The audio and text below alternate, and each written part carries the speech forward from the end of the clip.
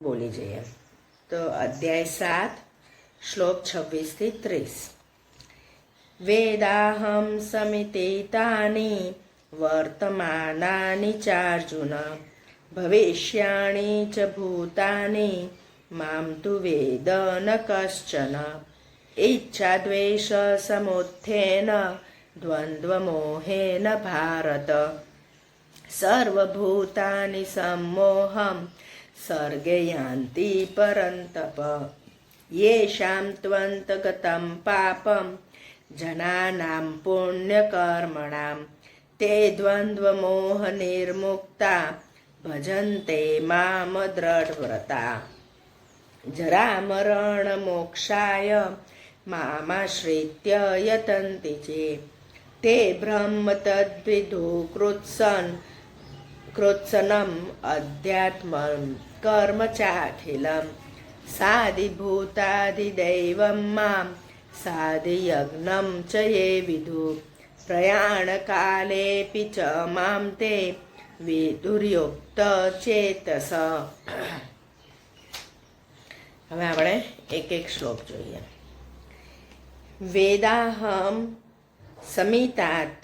સમિતિતાની વર્તમાનાની ચ અર્જુન ભવિષ્યાણી ચ ભૂતાની મામ તુ વેદ ન કશ્ચન. કે હે અર્જુન, પૂર્વે થઈ ગયેલા અને વર્તમાનમાં હયાત તથા ભવિષ્યમાં થનાર સર્વભૂતોને હું જાણું છું, પરંતુ મને કોઈ પણ શ્રદ્ધા ભક્તિ વિનાનો માણસ નથી જાણી શકતો. અહીંયા આગળ કૃષ્ણ એમનું પોતાનું કહે છે કે પાસ્ટમાં એટલે પૂર્વે થઈ ગયેલા, પછી વર્તમાનમાં અત્યારે હયાત જે છે અને ભવિષ્યમાં થનાર સર્વભૂતોને હું જાણું છું. આ ભૂતો એટલે કોણ?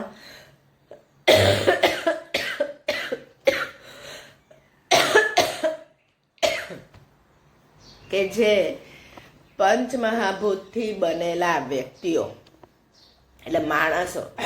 એટલે કૃષ્ણ અર્જુનને કહે છે કે આ બધું તું નથી જાણતો, હું જાણું છું કે તારા આગલા કયા કયા જન્મો હતા અને હવે પછીના બી તારા કયા જન્મો થવાના છે.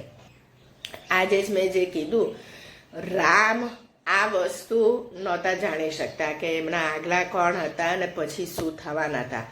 એટલે મે બી કદાચ જાણતા બી હોય ઈશ્વર તત્વ છે, પણ ક્યાંય એમણે આ રામાયણની કથામાં એ એક્સપોઝ નથી થવા દીધું. એ સીતાને ઓળખતા હતા કે એ કોણ છે, પણ બીજા બધા માણસોના માટે એમણે એવું એક્સપોઝ આવું જેવું કૃષ્ણએ કીધું છે એવું એમણે ક્યાંય કીધું નથી. પછીનો શ્લોક ઈચ્છા દ્વેષ સમુત્થેન દ્વંદ્વ મોહેન ભારત સર્વભૂતાની સમ્મોહમ સર્ગે યાન્તિ પરંતપ. હે ભરતવંશી અર્જુન, જો અહીંયા અર્જુન લખે છે પણ એટલે પરંતપ આ શ્લોકમાં એનું નામ વાપર્યું છે. હે ભરતવંશી પરંતપ અર્જુન, સંસારમાં ઈચ્છા અને દ્વેષથી ઉદ્ભવેલા સુખ દુઃખ આદિ દ્વંદ્વ સ્વરૂપ મોહને લીધે સઘળા પ્રાણીઓ અત્યંત અજ્ઞાનતાને પામી રહ્યા છે. અજ્ઞાનતાને પામી રહ્યા છે. સમોહ મોહિત, ઈચ્છા અને દ્વેષથી ઉદ્ભવેલા સુખ અને દુઃખ. આ બધા આપણા સુખ અને દુઃખ છે ને ઈચ્છા અને દ્વેષથી ઉદ્ભવે છે. એટલે એને લીધે આપણે સઘળા પ્રાણીઓને આપણે જાણી નથી શકતા. કૃષ્ણ ક્યારના કહે છે કે સઘળા પ્રાણીઓમાં તું મને જો, પણ આપણે જોઈ નથી શકતા કારણ કે આપણું મનમાં આ ઈચ્છા ને દ્વેષ છે. પછી કહે છે કે યેષામ તું અંતગતમ પાપમ જનાનામ પુણ્ય કર્મણામ તે દ્વંદ્વમોહ નિર્મુક્તાઃ ભજન્તે મામ દ્રઢવ્રતાઃ. એટલે કે પરંતુ નિષ્કામ ભાવે ઉત્તમ કર્મોનું આચરણ કરનારા જે માણસોનું પાપ નષ્ટ થઈ ચૂક્યું છે એ રાગ દ્વેષ જનિત દ્વંદ્વ સ્વરૂપ મોહથી મુક્ત થયેલા દ્રઢ નિશ્ચયી ભક્તો મને સર્વ રીતે ભજે છે. આ ભક્તો કરે છે, પણ જેને રાગ દ્વેષથી જે મોહી ગયેલા છે એ ભક્તો મને ઓળખી શકતા નથી. એટલે આ 7મા અધ્યાયમાં છે ને અર્જુને કૃષ્ણને પૂછ્યું હતું કે તમે આટલું બધું મને સમજાવ્યું, હવે મને તમે કહો કે તમે કોણ છો.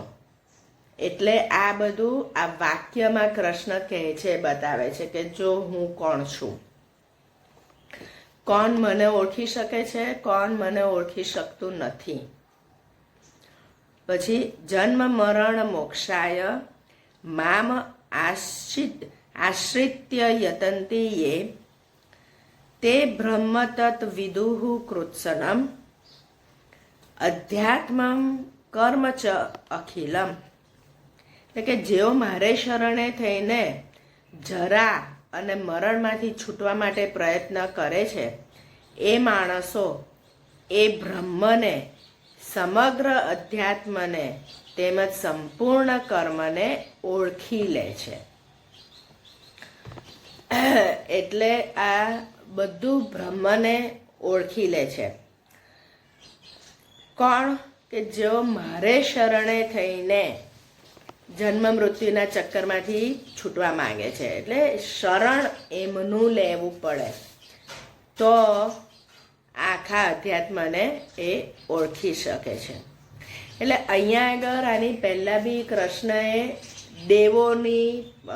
દેવોનો રોલ કીધો કે દેવોને આવી રીતે અલગ અલગ મિનિસ્ટ્રી આપેલી છે. એટલે જે લોકો એ દેવોને ભજે તો એમને એ વસ્તુઓ મળે છે. પણ એ દેવોને ભજતા આ અધ્યાત્મ તેમજ સંપૂર્ણ કર્મને ઓળખી નહીં શકે. એ તો મારી શરણે આવશે જ તો જ મળશે, તો જ કરી શકશે. એટલે આ અમુક ડિપાર્ટમેન્ટ કૃષ્ણએ એમની પાસે રાખ્યા.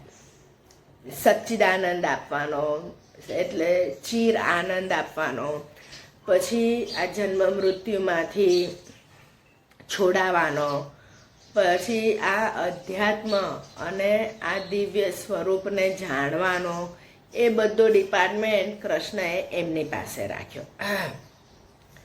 પછી કહે છે સાધિ ભૂતાધિ દૈવમ મામ સાધિ યજ્ઞમ ચયે વિદુઃ પ્રયાણ કાલે અપી ચ મામ તે વિદુઃ યુક્ત ચેતસ. એટલે જે માણસો અધિભૂત અને અધિદેવ સહિત તેમજ અધિયજ્ઞ સહિત સૌના આત્મા સ્વરૂપ મને અંતકાળે ઓળખી લે છે, એ મારામાં ચિત્ત પરોવેલા માણસો મને જ ઓળખી લે છે, એટલે કે પામી જાય છે. ત્યાં સુધી કૃષ્ણ કહે છે કે અંતકાળે, તમારો અંતકાળ હોય ત્યારે પણ તમે જો મને ઓળખી લો અને કે આ અધિયજ્ઞ સહિત, અધિદૈવ સહિત અને અધિભૂત સહિત, એટલે આ ત્રણેય સહિત તમે સૌના આત્મા સ્વરૂપ મને અંતકાળે ઓળખી લો તો એ મને જ પામે છે. એ કૃષ્ણએ કહી દીધું કે તમે મને ઓળખી લો. એટલે આ ત્રણેય સ્વરૂપ, આદિ ભૌતિક, આદિ દૈવિક અને આદિ આધ્યાત્મિક, એટલે આદિ યજ્ઞ, એ ત્રણેય સ્વરૂપ મને ઓળખી લો તો એ મને જ પામે છે, એવું કૃષ્ણએ કહી દીધું. અને આ સાથે 7મો અધ્યાય અહીંયા પૂરો કરે છે. ઓમ તત્સદિતિ શ્રીમદ ભગવદ્ ગીતા સુપનિષત્સુ બ્રહ્મ વિદ્યાયામ યોગશાસ્ત્રે શ્રી કૃષ્ણ અર્જુન સંવાદે જ્ઞાન વિજ્ઞાન યોગો નામ સપ્તમો અધ્યાય સમાપ્ત. જ્ઞાન વિજ્ઞાન યોગ હતો.